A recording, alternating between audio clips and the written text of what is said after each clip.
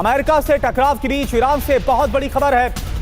Iran के विदेश मंत्री अब्बास अरागची को अब हटाने की तैयारी चल रही है और यह तैयारी ईरान के राष्ट्रपति मसूद पेजेश्कियान कर रहे हैं। आईआरजीसी को लेकर अरागची से पेजेश्कियान बहुत नाराज हैं। अरागची पर आईआरजीसी के निर्देश पर चलने से खफा है पेजेश्कियान।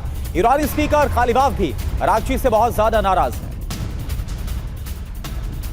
तो अरागची पर ईरान में सत्ता संघर्ष हो रहा है, इसका मतलब क्या आप जरा समझिए। और ये कितना ज्यादा गंभीर हो सकता है ईरान के लिए, चिंता बढ़ाने वाला, क्योंकि एक तरफ अमेरिका की तरफ से सिग्नल, ये संकेत मिल रहे हैं कि अमेरिका एक बार फिर से ईरान के खिलाफ युद्ध शुरू कर सकता है, लेकिन ईरान से फूट की खबरें सामने आ रही है टॉप लीडरशिप में। तो अरागची पर ईरान में सत्ता संघर्ष हो रहा है क्या, ये सवाल। अब्बास अरागची के खिलाफ आखिर कौन है? राष्ट्रपति मसूद पेजेश्कियान, इसके अलावा बाखर कालिबाफ जो कि ईरानी संसद के स्पीकर हैं, ये इस वक्त नजर आ रहे हैं अरागची के खिलाफ। अब आप देखिए अरागची पर आरोप क्या है।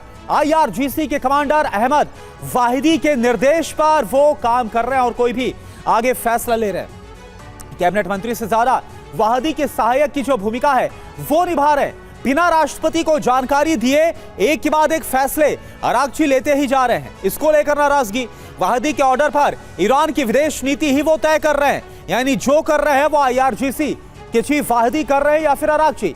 ईरान में सरकार वर्सेस आईआरजीसी जो हो रहा है ये कितना चिंताजनक है। पहले भी पेजेश्कियान और वाहिदी के बीच मतभेद की खबरें आई। अमेरिका से वार्ता को लेकर दोनों के रुख बहुत ज्यादा भिन्न, अलग अलग नजर आए। खबरों के मुताबिक ईरान के अधिकतर फैसले इस वक्त वाहिदी यानी कि आईआरजीसी चीफ ले रहे हैं। जंग में शहीद अफसरों की जगह नियुक्ति भी वाहिदी ही कर रहे हैं, यानी कि एक तरह से उनका यह कहना पूरे देश का कंट्रोल इस वक्त वाहिदी ने संभाल रखा है क्या।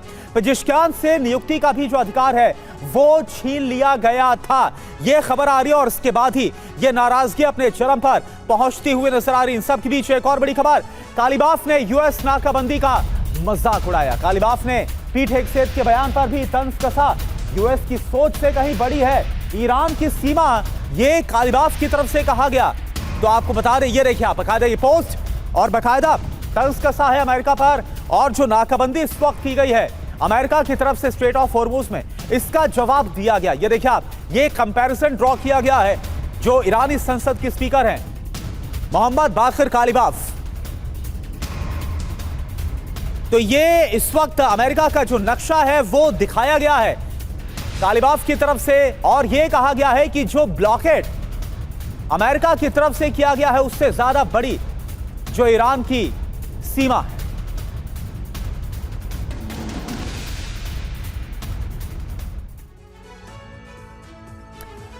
तो नाकाबंदी वाला जो प्लान है वो क्या है, पूरी जानकारी आपको बिग वॉल के जरिए देते हैं। ये देखिए आप जरा, नाकाबंदी वाला प्लान कालिबाफ ने कैसे मजाक उड़ाया। ट्रंप का नाकाबंदी प्लान, हॉर्मुज स्ट्रेट में अमेरिका की नाकाबंदी जारी। आप जरा यहां देखिए, अगर यहां पर आप देखें तो ये पोस्ट भी तस्वीर के साथ किया।